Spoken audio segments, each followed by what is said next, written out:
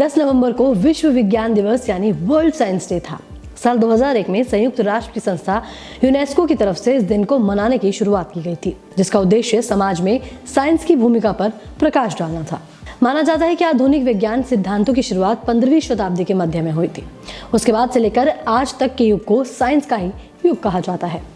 आपको बता दें कि मॉडर्न साइंस की शुरुआत का श्रेय इटली के वैज्ञानिक गैलीलियो को दिया जाता है, जिन्होंने टेलीस्कोप का आविष्कार किया था और इसी की मदद से पहली बार ये साबित किया था कि पृथ्वी सूर्य की परिक्रमा करती है। इससे पहले दुनिया भर के चर्च ये मानते थे कि सूर्य पृथ्वी की परिक्रमा करता है।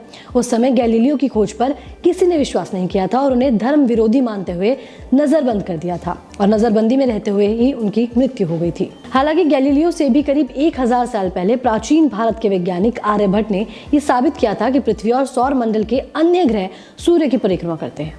आपको बता दें कि साइंस के साथ सबसे अच्छी बात यह है कि ये विचारों पर नहीं, सिद्धांतों और तथ्यों पर आधारित होता है।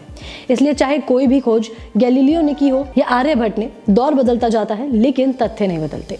वहीं 14वीं शताब्दी में यूरोप में एक महामारी फैली थी जिसका नाम था ब्लैक डेथ। इस महामारी की वजह से 20 करोड़ लोग मारे गए थे और यूरोप की लगभग आधी आबादी खत्म हो गई थी। जिसके बाद 20वीं शताब्दी की शुरुआत में स्पेनिश फ्लू आया था, जिसने दुनिया भर के 5 करोड़ लोग मारे गए थे।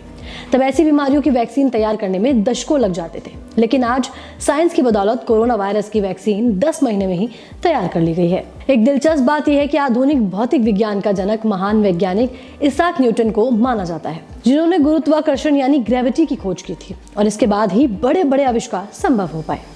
लेकिन 17वीं शताब्दी में उन्होंने ये खोज तब की थी जब ब्रिटेन में ब्यूबोनिक प्लेग फैला हुआ था और न्यूटन उस समय क्वारंटीन में थे।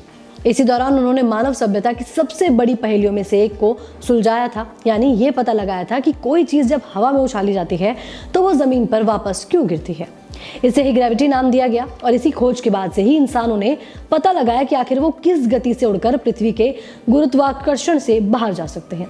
इसी आधार पर अंतरिक्ष में जाने वाले रॉकेट्स विकसित किए गए और आज दुनिया भर के नागरिक इसी खोज के दम पर अंतरिक्ष में छुट्टियां मनाने जा पा रहे हैं। यहाँ तक कि भारत के संविधान में भी लिखा है कि ये भारत के नागरिकों का मूलभूत कर्तव्य है कि वो वैज्ञानिक स्वभाव विकसित करें। इसलिए वैज्ञानिकों पर भरोसा कीजिए, अपने डॉक्टरों पर भरोसा कीजिए, अंधविश्वास को छोड़ दें। कोविड का ये दौर भारत के लोगों के लिए एक ऐसा मौका लाया जब वो साबित कर सकते हैं कि हम विज्ञान में भरोसा करने वाले लोग हैं।